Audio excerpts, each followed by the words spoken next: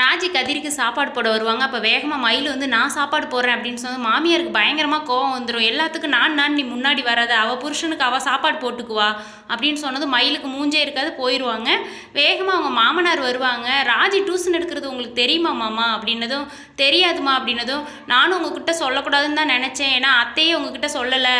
ஏன் ராஜி வீட்டில் வந்து தப்பாக நினைப்பாங்கல்ல, வேலைக்கு படிக்க போகிற பிள்ளைய வந்து வேலைக்கு அனுப்புகிறாங்க, அந்த காசை வச்சு இவங்க சம்பாதிக்கிறாங்க, நம்ம குடும்பத்தை தானே தப்பாக பேசுவாங்க மாமா, அதுதான் உங்ககிட்ட நான் சொல்கிறேன் அப்படின்னு சொல்லி மயில் வந்து அவங்க மாமனார்கிட்ட சொன்னது அவங்க மாமாவுக்கு ரொம்ப கோவம் வந்துடும். கதிர் வந்து எதுவும் தப்பாக செய்யலையே, ஏன் இவ்வளோ கோவப்படுறீங்க அப்படின்னதும், என்ன மதிக்காமல் இந்த வீட்டில் ஏதாவது செஞ்சிங்கன்னா உருப்பிடாமல் தான் போவீங்க அப்படின்னு அவங்க மாமா வந்து ரொம்ப டென்ஷனாக கத்துறாரு. ராஜியோட மாமனார் மயில் தான் இதை வந்து சொல்லிடுவாங்க. வீட்டில் பெரிய பிரச்சனையாக போயிட்டுருக்குது.